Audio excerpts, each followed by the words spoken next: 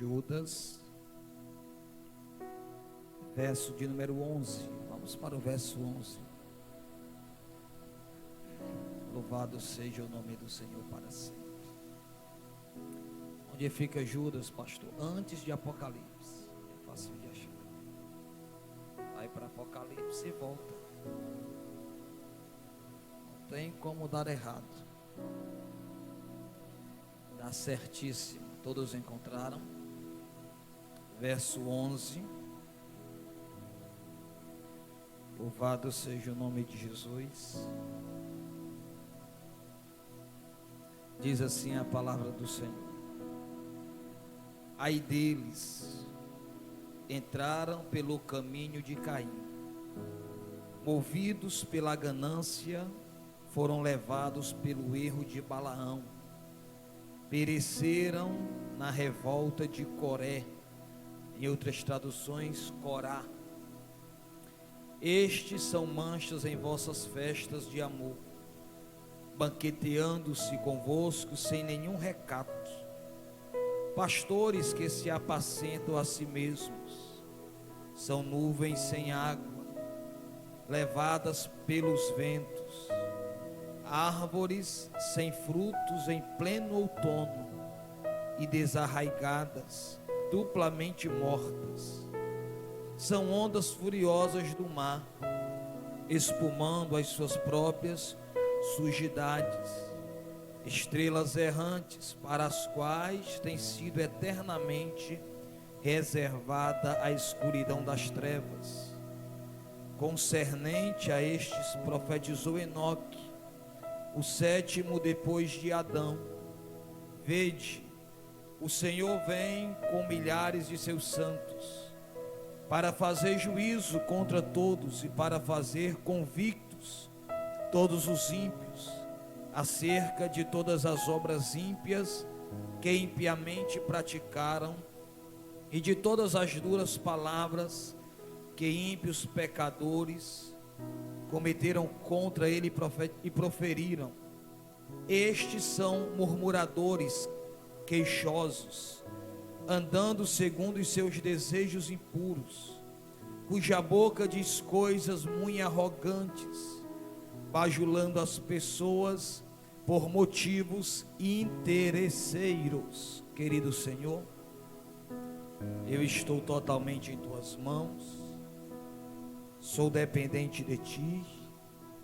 Restaura minhas energias, as forças, minha mente, meu coração, Senhor. Fala conosco essa noite, Pai. Revele-se a nossa vida, Senhor. É o que te peço, Deus, no nome de Jesus. Amém. Assente-se glorificando ao Senhor.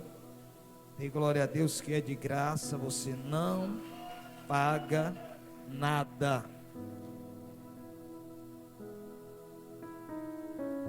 Quantos estão felizes com o Senhor essa noite? Amém. Vejo um amigo ali do lado do Itim, né? Seja muito bem-vindo. O Senhor abençoe. Queridos, quem esteve aqui sexta-feira passada, nós tratamos exclusivamente do verso 3, que falou que Judas escreveu com diligência, com atenção, com cuidado, sobre a importância da salvação e a importância de lutarmos, de guerrearmos, de pelejarmos pela fé que foi outorgada à nossa vida. Quando estudamos sexta-feira passada isto, nós estudamos a importância de voltarmos a ter zelo pela salvação, de voltarmos a dar atenção à questão da salvação, a voltarmos a ponderar este fator tão importante, tão primordial da nossa vida, que é a salvação. Que parece que não faz mais sentido para a igreja odierna a questão da salvação. As pessoas do século presente parece que vivem como a vida cristã se resumisse aqui na terra, estivesse pautada somente em coisas terrenas. E nós aprendemos também sobre a questão de guerrear, de batalhar sobre a fé. E na sexta passada nós falamos sobre dois tipos de fé, que Judas estava expressando aqui: a fé objetiva e a fé subjetiva, duas qualidades e dois princípios de fé que Judas está praticando aqui, que é a fé objetiva e a fé subjetiva. Mas o segundo ponto do que Judas está a tratar aqui também, em trabalhar, em guerrear, em lutar em defesa da fé, não está somente fechado ao pensamento da fé subjetiva e da fé objetiva. Judas também estava aqui tratando da questão de propagar o evangelho, de levar as boas novas, de anunciar a Cristo. Por quê? Porque diante do cenário que os gnósticos estavam trazendo, infiltrando dentro da igreja, Judas percebe que a igreja, além de estar absolvendo um falso ensinamento, está permitindo que hereges, que falsos mestres, que falsos ensinadores tragam para dentro da igreja falsos ensinamentos. Judas também agora percebe que a igreja está sendo atingida no quesito fé, tanto na sua prática de fé objetiva e subjetiva, como na execução da fé praticada, a fé inicial e fé praticada no nosso dia a dia. Que fé é esta que Judas estava também tratando aqui? É a fé que o Senhor falou a Marcos capítulo 16, se não me falha a memória, capítulo 15: ide por todo mundo, anunciai o meu evangelho a toda criatura, e todo aquele que crer e for batizado será salvo. Há uma prática da fé que ela deve ser executada, que é a propagação do evangelho. Quando eu propago o evangelho, eu declaro a fé. Quando eu propago o evangelho, eu testifico da fé. Quando eu propago o evangelho, eu apresento a pessoa de Jesus Cristo. Então Judas percebe que a igreja parou de fazer isto. A igreja neutralizou-se nesse quesito. E quando a gente olha para cá, por isso que a epístola de Judas, ela é universal, ela é para todos os tempos. Por quê, pastor? Porque quando a gente vê o cenário que Judas está enfrentando, no quesito fé, de apresentar a fé, a gente olha para a igreja contemporânea. E como nós da igreja contemporânea, nós estamos neutralizados, atrofiados, paralisados, mortos espiritualmente falando, retidos e detidos. Por quê, pastor? Porque nós não temos mais prazer em propagar o evangelho. O evangelho já não é mais a finalidade da nossa vida. Anunciar e propagar o evangelho já não é mais uma questão da nossa vida. Perceba que a igreja do século atual, fala de moda, a igreja do século atual fala de rede social, a igreja do século atual fala de futebol, a igreja do século atual fala de festa, mas a igreja do século atual não evangeliza, não propaga o evangelho, não declara Cristo.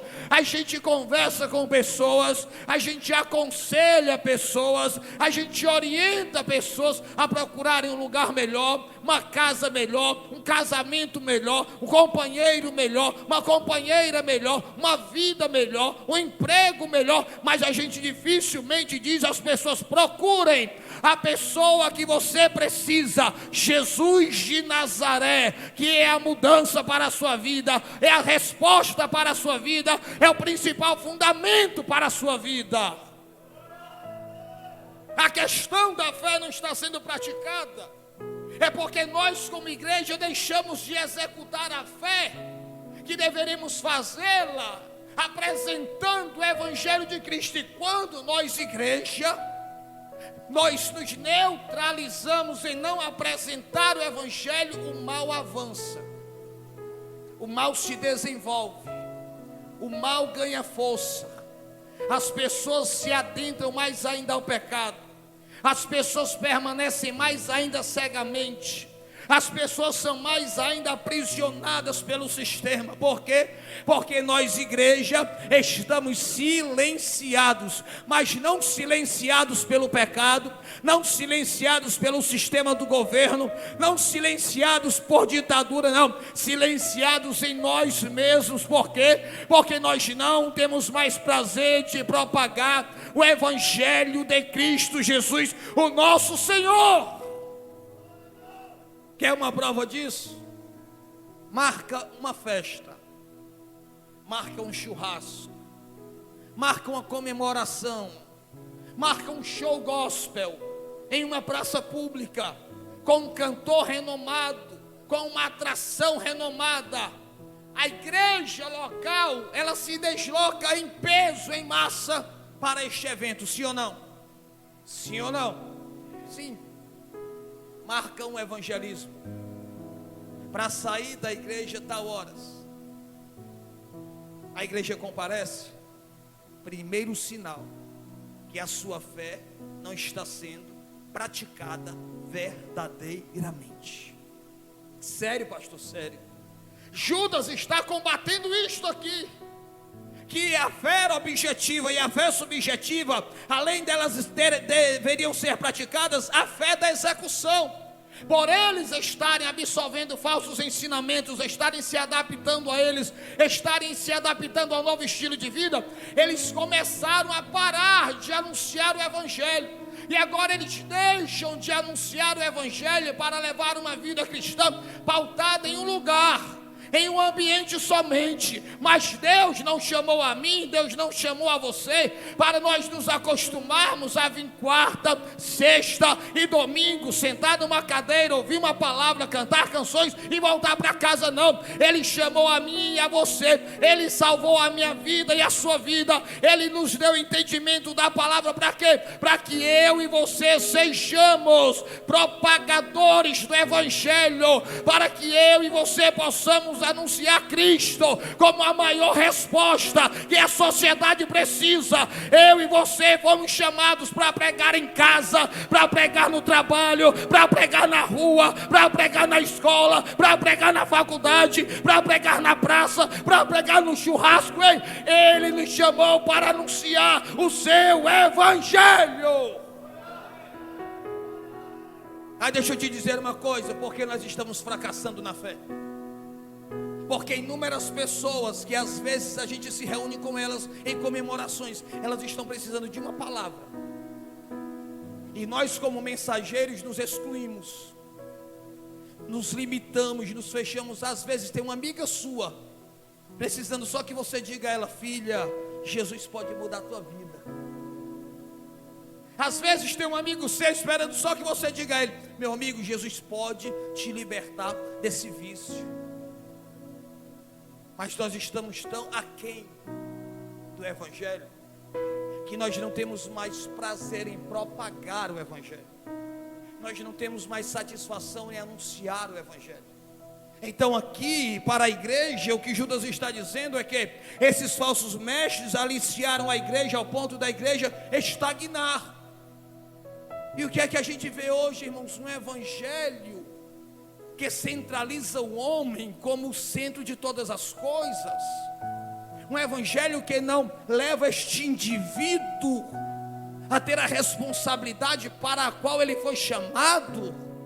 Nós vemos hoje em dia um Evangelho de aliciamento, de conformidade, que não tem confronto, que não tem exortação, que não tem correção, que não tem mudança de vida, que está levando as pessoas a viverem habituadas a vir a um templo, a uma instituição, a um prédio. Mas o Senhor não lhe chamou só para isso. O Senhor lhe chamou para você ser porta-voz do céu. Deus lhe chamou para você ser ponte, ser mensageiro. Mas a igreja do século atual está também sendo aliciada, acostumada a ser servida, acostumada a ter tudo na mão, a não lutar, a não correr atrás. Nós estamos nesse evangelhozinho do 20. Quer aceitar Jesus? Quer ouvir a palavra? Vinde para a igreja, vinde. E o evangelho não é vinde, é ide. Nós estamos tão aquém da realidade do evangelho que a gente espera que as pessoas venham, mas nós não vamos,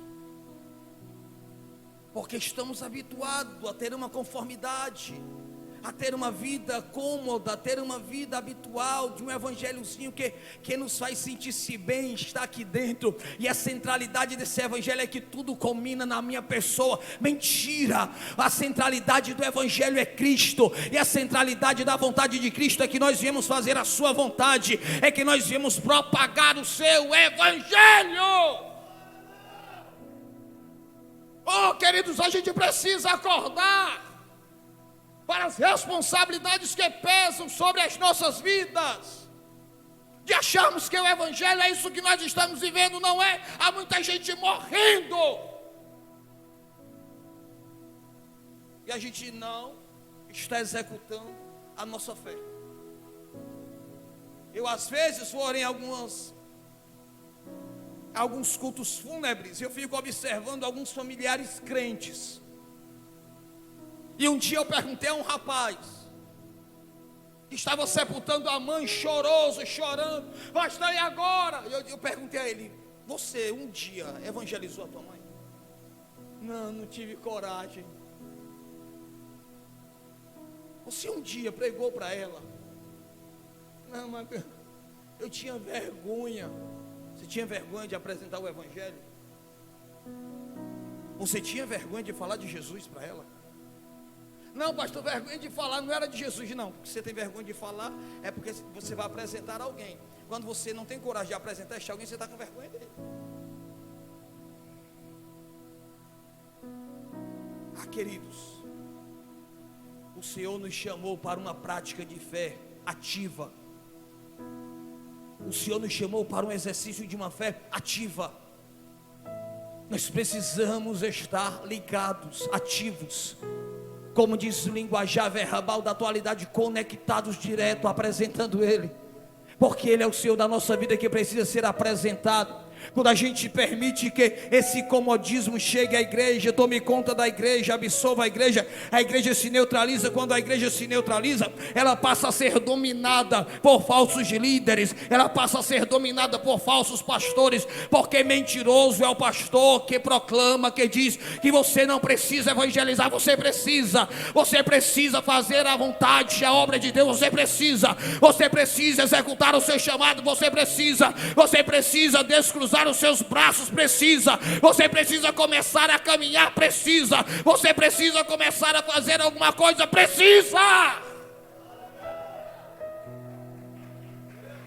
aleluia. Então estes líderes, falsos líderes, estavam acostumando a igreja a não propagar o evangelho, a não apresentar o evangelho. Eles queriam que houvesse uma aglomeração de pessoas só para que a mente destas pessoas fossem dominadas por eles.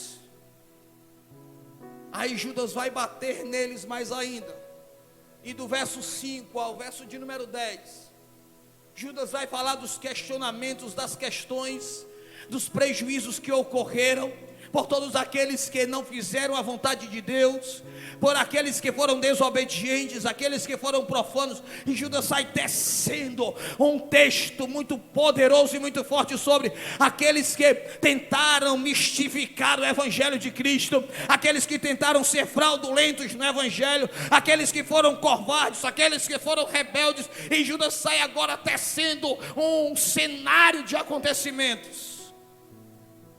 Aí no verso de número 11, ele retoma a questão da igreja, dos líderes. E eu vou partir mais além do que líderes. Eu vou dizer que esse contexto aqui está generalizado. Judas agora vai apresentar a motivação da igreja deste século, a liderança da igreja deste século. Ele vai agora apresentar em pormenores, primeiro, os desejos daquela comunidade, daqueles líderes, daqueles pastores, daquela liderança. E ele começa o verso 11 dizendo assim: ai deles, entraram pelo caminho de Caim. Quem foi Caim? O que Caim fez? Qual foi as obras e os atos de Caim? O que Caim praticou? Caim, pela inveja, pela insatisfação, porque sua oferta não é recebida, ele vai com as suas próprias mãos, ele faz o quê? Mata o seu irmão. É incrível como Judas vai dizer que é uma classe de pessoas que adentram ou adentraram ou estão neste caminho de Caim. E por não estarem satisfeitas, elas matam outras pessoas, elas invejam outras pessoas, porque invejar o outro não é invejar o que ele tem, é invejar o que ele é. Caim estava preocupado invejando a oferta de Abel, ele estava invejando Abel, porque Deus recebeu a oferta de Abel. Abel foi bem visto diante do Senhor, ele não. Quando a gente entra para este raciocínio, a igreja brasileira principalmente está entupida de pessoas que não suportam ver o crescimento, o sucesso e a aceitação de outras pessoas. Nós estamos em um contexto social terrível, de pessoas que nos abraçam, que nos beijam, que nos aplaudem, mas por dentro estão se destruindo, porque não estão suportando o que Deus está fazendo na tua vida. Porque para elas o melhor que Deus poderia fazer era aceitá-las e não a você, era abençoá-las e não a você, era recebê-las e não a você. Estou aqui, enciumou Caim. Caim, irmão, Caim não fez nenhum mal, Caim apenas ofertou, Abel apenas ofertou. Aí Caim se enciumou, quis matá-lo e matou. Por que quis matá-lo? Porque antes de executar com as mãos, a gente trabalha na mente e no coração. Antes de qualquer ato que a gente executa, a gente pensa primeiro, a gente sente primeiro. Tem gente que não suporta nem olhar para outro crente, irmão, pensando e sentindo. Tem gente que não consegue nem olhar para o outro. Esse cara, se eu pudesse, como é que pode receber ele, aceitar ela? Não, eita, não consigo nem, eu não recebo nada daí não recebo não. Inveja, insatisfação. Aí nós não podemos matar com mãos, porque da cadeia a gente mata com palavras,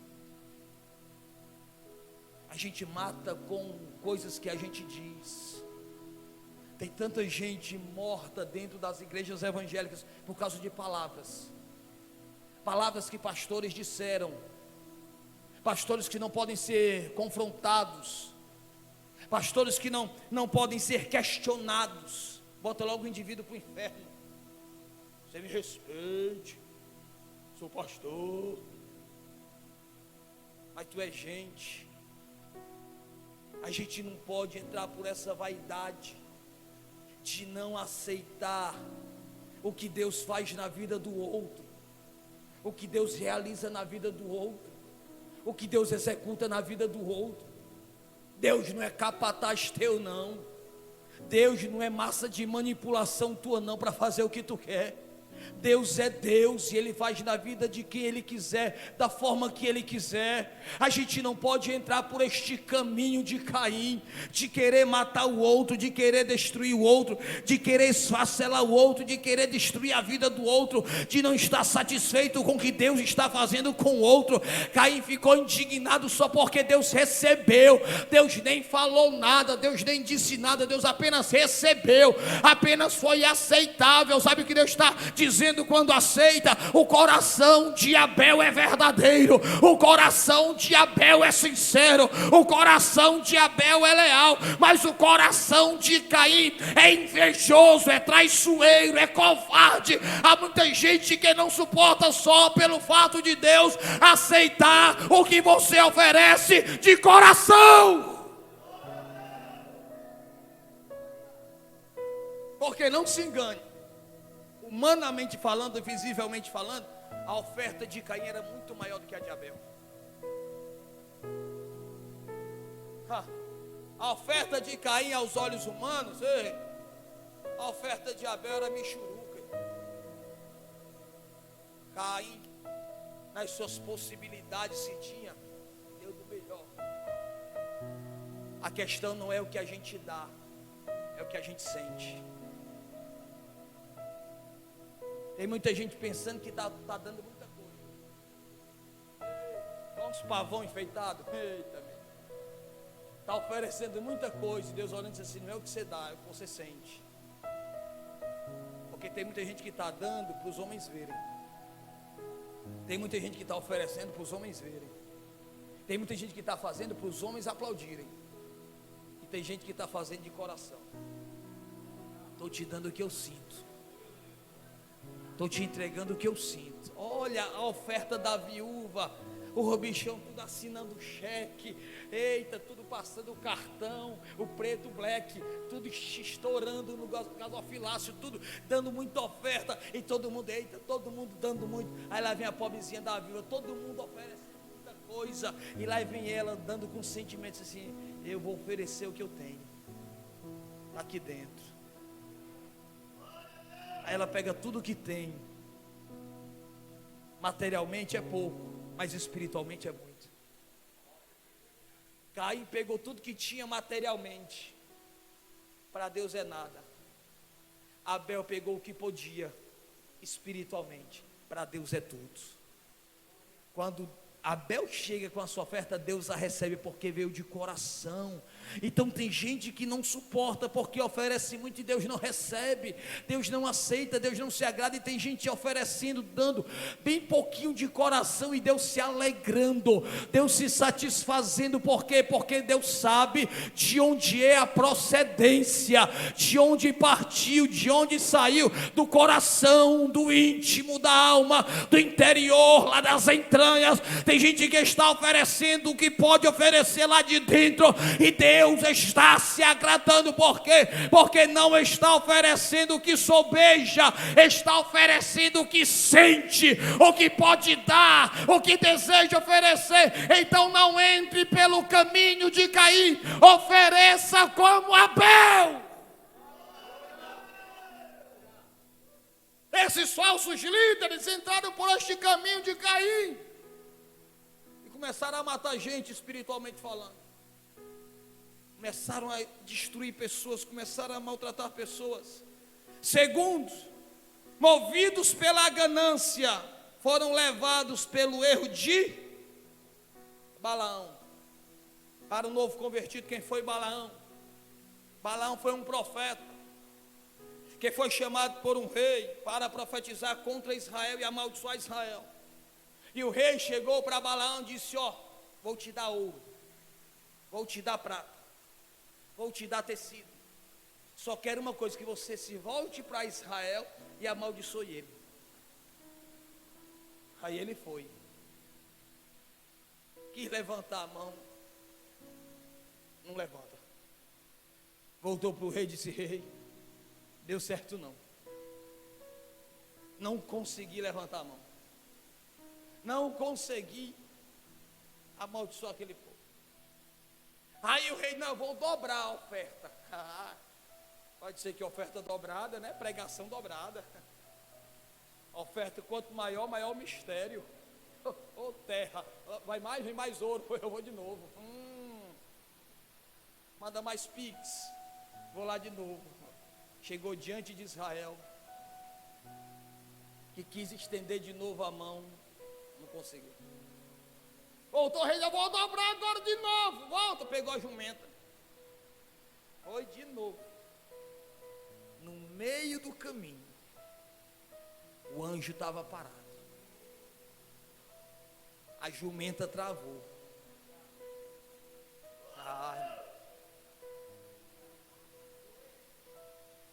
Não faça a obra de Deus por interesse não, que a jumenta vai parar. Não faça a obra de Deus por ganância não, que a jumenta vai parar.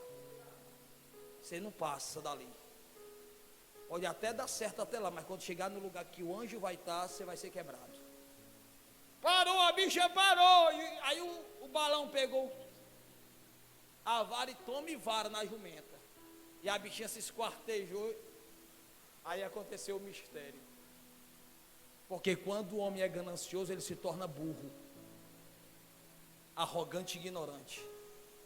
A jumenta começa a falar com ele. Olha a situação. Homem, alguma vez eu te deixei na mão? E ele começa a falar com a jumenta. Nunca. Então também não vou te deixar na mão. Mas tu não está vendo não, homem. Levanta a tua cabeça. Quem vive gananciosamente vive de cabeça baixa. Só vê os pés. Só vê o umbigo. Não vê o reino. Levanta a cabeça, balão. Ele estava batendo nela. Ele levantou, está ali o anjo. Tu vai passar? Tu não pode amaldiçoar o povo a quem Deus abençoou. Ele voltou. Disse para o rei que não dava para amaldiçoar um povo que Deus havia abençoado. Mas a questão não é essa, a questão é o interesse. Que a ganância de Balaão fez ele se levantar como um falso profeta para amaldiçoar um povo abençoado. Querido, deixa eu te dizer uma coisa. Charles Spurgeon disse que quem serve a Deus por dinheiro serve a Satanás por um salário maior. Vou dizer de novo, Charles Spurgeon é quem disse isso. Quem serve a Deus por dinheiro serve a Satanás por um salário maior. E há muito pregador, há muito cantor, há muita gente no interesse de Balaão, na ganância de Balaão, fazendo a obra de Deus por recompensa, fazendo obra de Deus por dinheiro. Queridos, há muitos cantores que a igreja adora, que a igreja aplaude, que a igreja bota para cima, que são mercenários de Deus, não tem mais nada, são profissionais da fé, movidos pelo dinheiro. Deixa eu dizer uma coisa para você. No dia que um cantor e um pregador estipular dizendo só vou por valor tal para a sua igreja, ele é um mercenário. Eu não digo que o camarada não seja digno de receber uma oferta. Recebe, é de direito. O bichinho sai de casa, tem que pagar merenda na estrada, tem carro, tem pneu, tem óleo, tem gasolina, tem a mulher para sustentar, tem um bacurim para dar de comer. É direito dele. A Bíblia diz que um trabalhador é digno do seu salário. Mas a ganância não. Esses dias, há um mês atrás, eu fui chamar um pregador para pregar naquele evento aqui. Nossa. Aí eu liguei para ele. Pregou aqui já. Fulano, rapaz, oportunidade aqui em Cascavel, evento aqui, dia do Evangelho, na praça, vai estar um cantor aqui, movimento grande, tem agenda, é Deus purinho. É de Deus, pastor. Só tem esse dia na agenda liberado. Como Deus é fiel. Eu disse, opa, Deus está trabalhando. Vou lhe dar tanto. É o seguinte, bota mais 500. Com mais 500 eu vou. Só vai mais 500, irmão. Mais 500. E se não der os 500? Não. 500 a menos não dá não. Só dá com 500 a mais do que o Senhor propôs.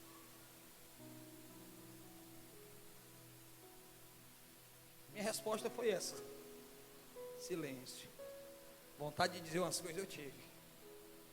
Grandes, pesadas. De chamar ele assim de filho da mulher do cavalo. Vá pregar no inferno desse preço aí. Liguei para um cantor. Fulano, dá para você vir para a nossa igreja? Portanto, olha, acaba ganhar 5 mil na noite para cantar 10 músicas, 5 músicas, 8 músicas. Irmão, porque me deu uma voz boa. Só vou pro 10. 10? Só vou pro 10. 2 passagens, hospedagem, translado e refeição.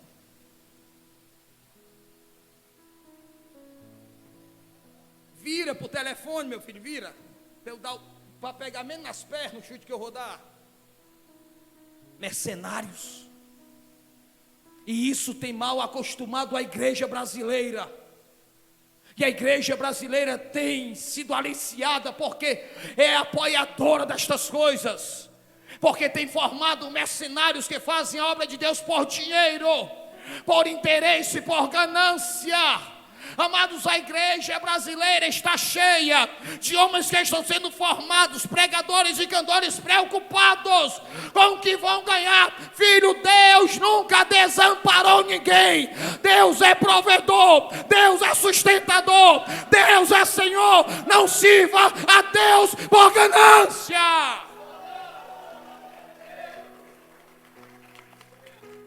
Não faça, eu estou com pena dos bichinhos que vão comigo. Para os cantos. Romário, mas o John Lennon, eu estou com pena deles. Que a gente também não pode ser besta, a gente vai para uns cantos, tem água dando. Não sei o que é pior, um dão de mais, outro dão de menos.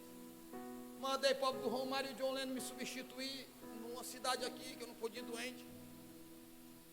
Foram de carro, negócio tal, uma benção. Quando foi lá, terminou, o cara chegou com 2 contos. R$1 para o Romário e R$1 para o John Lennon. Foi ou não foi? Vocês pensam que eu estou brincando? Aí rasgaram, eles são tão, rasgaram os 2 contos no meio. Aí ficou partido no meio, os 2 contos. Metade para um e metade para outro.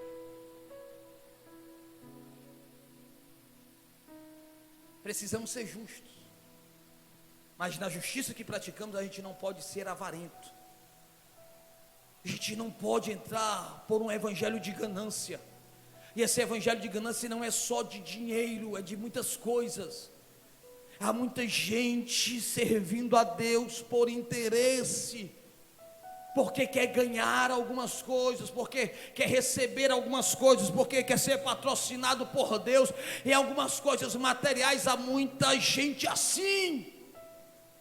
Eu não vou nem falar de algumas não, que senão você se escandaliza. Mas eles entraram pelo prêmio de Balaão. Oh, irmão, que cristianismo é esse? Que evangelho é esse, irmão? A gente não pode entrar por este caminho. Só se eu mudar. Deus não vai me mudar nisso não. Só se eu mudar, mas eu não tenho coragem de dar 10 mil para um cantor não, irmão. Eu prefiro dar 10 mil de cesta básica e a gente entrar no interior distribuído, que eu não tenho coragem não, irmão. Eu sei de onde sai o dízimo de vocês. O dízimo é o sangue das ovelhas, é o suor de vocês, irmãos.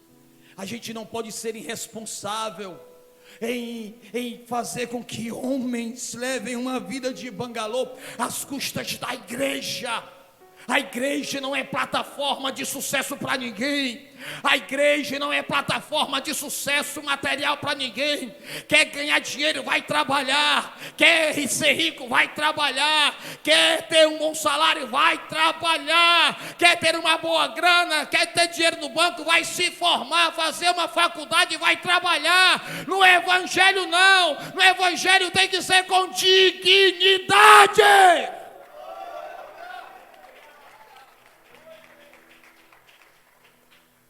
Eu trabalho quando dá, está ali meu patrão. Ele disse que eu só trabalho 3 dias na semana. Mas trabalho. É 12 por 12, é 24 por 24, meu expediente. Mas trabalho 3 vezes na semana.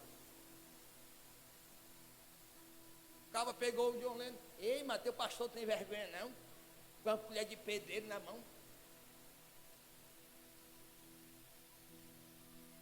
Vergonha faz é roubar o dinheiro do povo, irmão.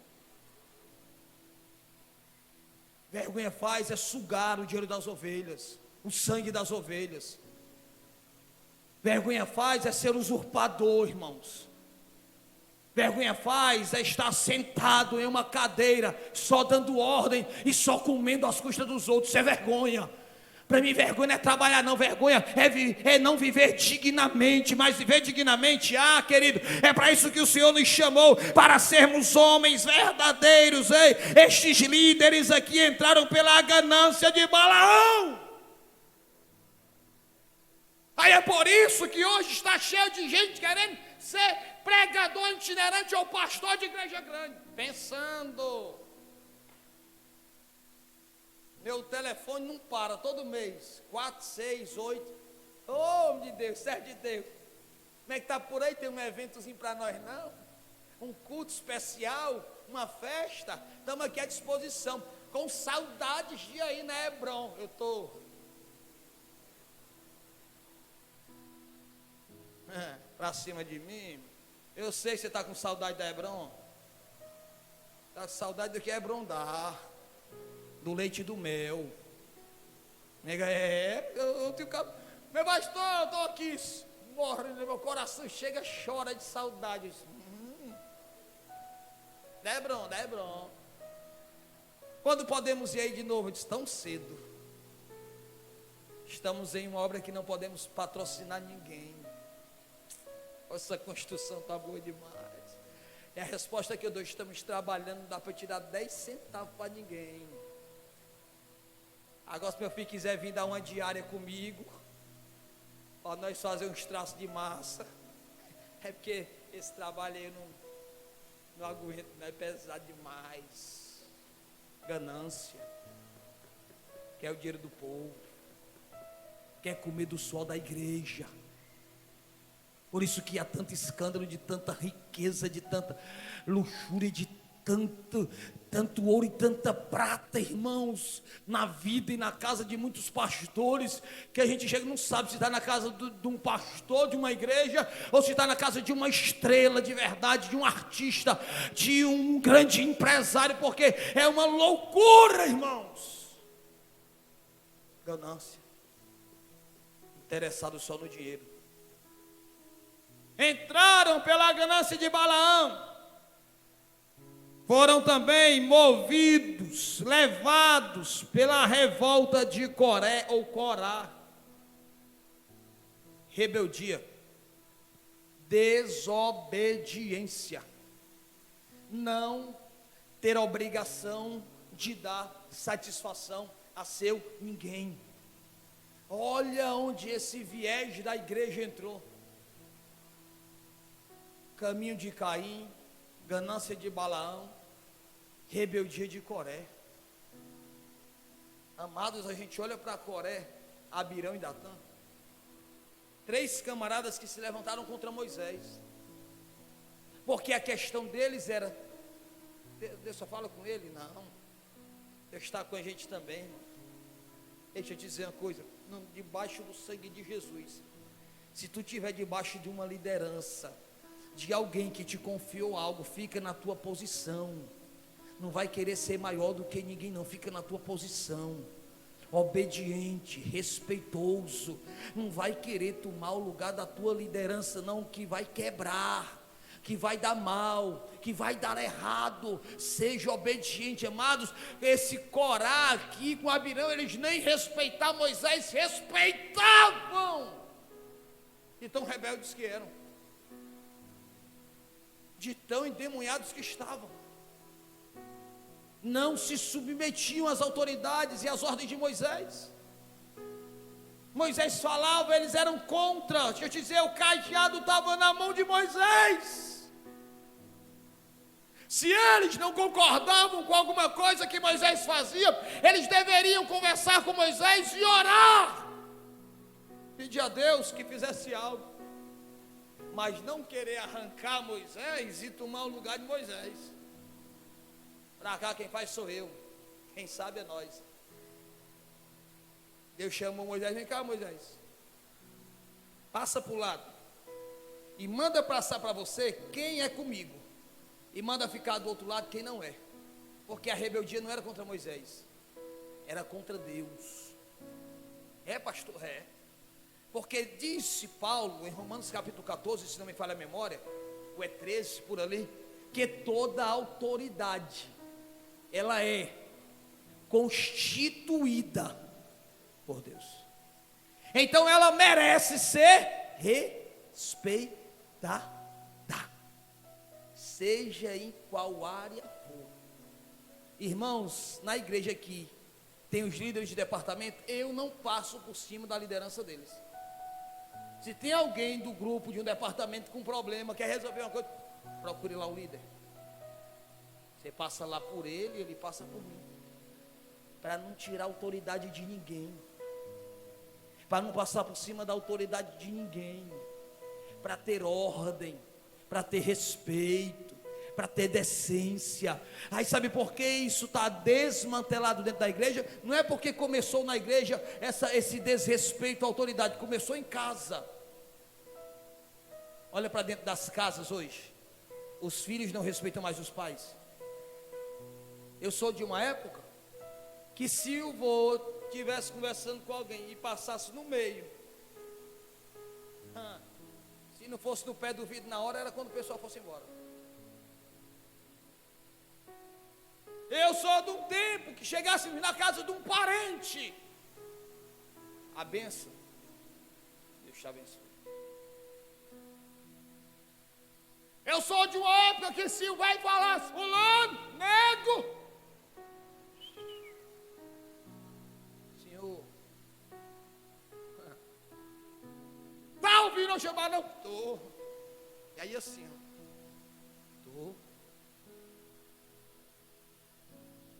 Fico olhando hoje um menino, um brocó que uma menina. A mãe fala, menino o quê, véia?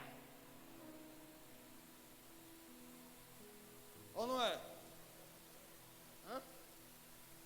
É, irmão.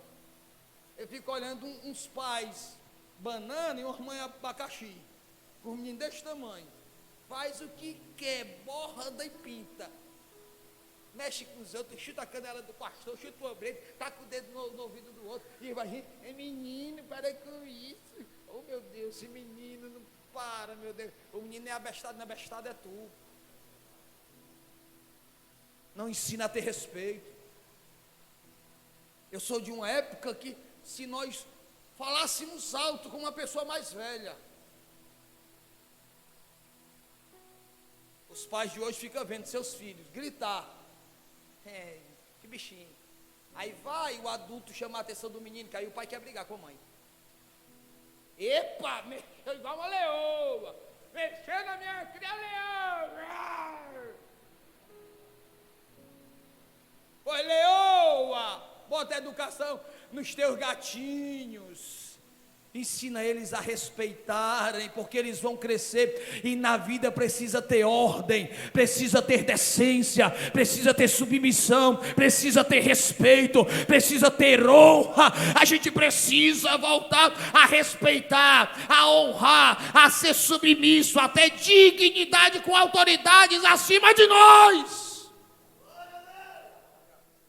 Mas a gente respeitar, ninguém respeita não. Esses dias, do mês passado para cá, eu falei com uns 3 obreiros. Eles mandaram mensagem para mim, eu mandei a mensagem assim. Nem me responderam mais.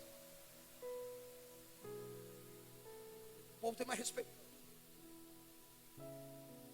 Se zangam logo, se incha logo, os cururu, fica logo tudo.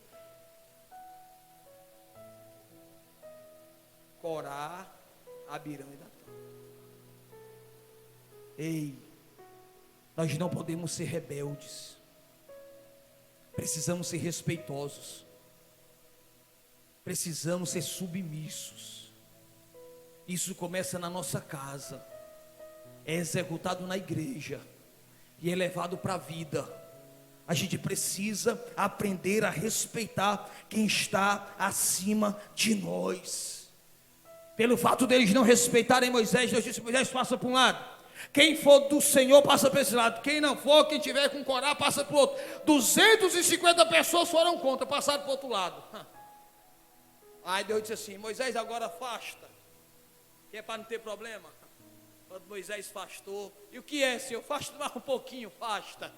Quando fastaram bem, aí você disse, agora presta atenção, o que é que vai acontecer, Moisés? Aí a terra abriu e engoliu os 250. Eu ainda não vi um rebelde ir bem na vida, porque ela fica cega, ela está enfeitiçada, encantada, ela está desnorteada, perdida. Aí esse tipo de pessoa que vai pelo caminho de Caim, que é movido pela ganância de Balaão, que entra pelos desejos de Corá, estes são manchas em vossas festas de amor, banqueteando-se convosco sem nenhum recato, sem nenhum receio, sem nenhum problema, sem nenhuma preocupação. São pastores que se apacentam a si mesmos, são nuvens sem águas, levadas pelo vento, são árvores sem fruto, em pleno outono, desarraigadas e mortas 2 vezes. Olha como Judas é pesado. Esse tipo de gente aqui frequenta a igreja, participa das festas, sem nenhum problema, fala mal dos outros, faz grupinho, cria contenda, produz inimizade e está no meio do povo. Tem gente assim, cria o maior caos na igreja e está nem aí. Todo mundo já sabendo o mal que ele está causando, ele vai, estou preocupado, eu estou nem aí. Olha o tipo de gente, participando da festa, entre os irmãos, sem nenhum problema, criando contenda, criando discórdia, criando intriga entre os irmãos, criando briga, usurpando os irmãos, arrancando dos irmãos, trazendo prejuízo aos irmãos, sem problema nenhum. Estavam tão ruins e tão maus, que nem sentiam o mal que faziam a comunidade evangélica. Porque tem gente, irmão, que tem prazer de estar dentro da igreja, fazendo mal. Eu não saio, só de ruim que eu sou. Tem ou não tem? Tem ou não tem? Tem. Isso tem na igreja, isso tem na nossa casa, isso tem no nosso trabalho. Tem gente ruim que fica, pode me chutar, vou ficar, enquanto eu não conseguir o que eu quero, vamos ver, vamos comer tampado comigo, vamos matar na unha, aí eu sou ruim, eu vou ficar, aí Jeová vai te pegar, vai te quebrar todinho, ou tu vai se converter ou ele vai te avessar, botar tua avessa aí dói. Eram nuvens sem água. Presta atenção que nuvens que têm água, elas são pesadas, elas vêm devagar, elas demoram a passar. Agora nuvem seca, aquela que a gente quando era menino dizia, é de algodão, ela passa ligeiro, o vento leva, não tem estabilidade, não tem fixação, não tem conteúdo, não tem produto para oferecer, não tem fruto para dar.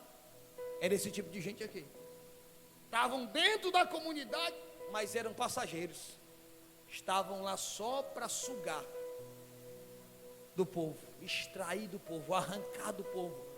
Eram pessoas, eram líderes, eram autoridades, eram pastores, eram lideranças, era um povo que não tinham nada para oferecer, só puxavam, só tiravam, só extraíam da comunidade. Eram nuvens sem água, sim. Eles eram levados pelos ventos, eram árvores sem fruto, só ocupavam o lugar, o ambiente. Irmão, tem gente que passa a vida toda na igreja só criando problema, nunca produz nada de bom. Parece que Deus permite gente assim só para empurrar nós para orar. Vou deixar aqui, fulano aqui, só para te empurrar, para tu ter um motivo para orar, só para tu orar, porque se eu tirar, tu não ora. Tem gente que só para, parece que é o gatilho para nós estar orando. Senhor, tem misericórdia, Senhor, me ajuda, Senhor, me livra. Paulo falou isso, irmão. Chamou Timóteo para o aconselhamento, disse, Timóteo, cuidado com Alexandre o latoeiro, o bicho é perigoso. Tu sabe os males que ele tem causado ao evangelho, tu sabe os problemas que ele tem causado à igreja, tu sabe que ele é perseguidor, tu sabe que o bicho é do contra, o bicho é ruim. E cadê ele, Paulo? Está dentro da igreja. Cuidado com ele. Já tinha lá atrás, ó. Mas hoje não tem não. Hoje não tem jeito assim. Não, tem não. Hoje é tudo santo. Hoje é só bênção. Hoje não tem não. Tem não. É igual cacho de uva. Não tem na unidade, tem de muito. Tem não, tem nada, tem não. Eles são nuvens sem águas, são árvores sem fruto, não produzem nada. Em pleno outono, no tempo que as árvores vão dar os frutos e as folhas estão verdes, eles não têm nada para dar. No tempo ideal de acontecer as coisas, mesmo assim, eles de tão ruim que são, não conseguem produzir nada. Pastor, tem esse tipo de gente? Tem. Perceba que tem gente, irmão, que a igreja pode estar pegando fogo da unção. Está lá de braço cruzado.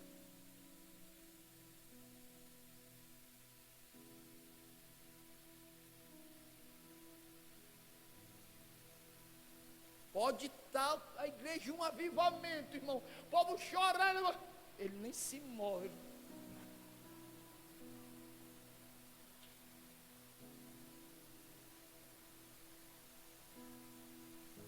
Eu tenho.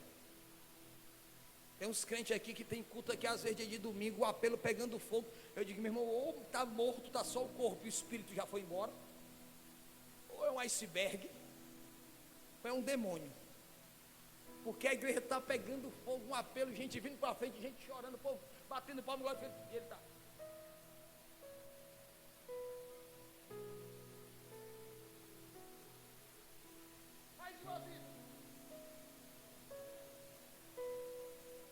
A vida vai passando e faz assim.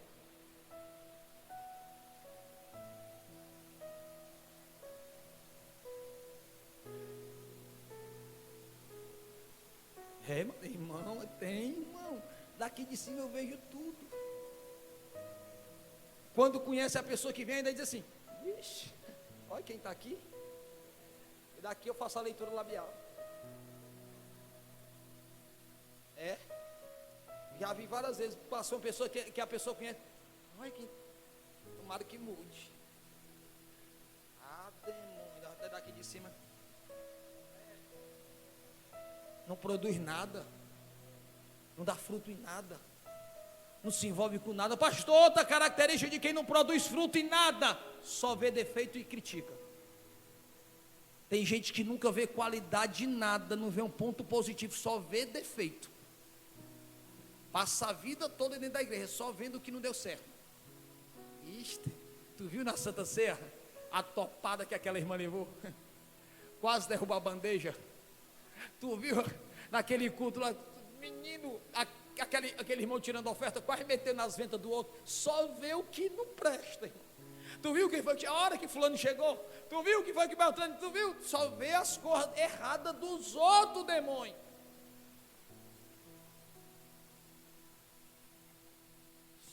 Você não veio para cá para estar olhando a vida de ninguém, não. Nós viemos para cá para estar olhando a nossa vida.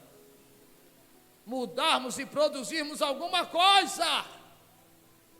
Produzirmos frutos verdadeiros. Fica de pé. São ondas furiosas do mar, espumando suas próprias sujidades. Estrelas errantes, que são estas ondas do mar que espumam as suas sujidades? São pessoas que espalham as suas sujeiras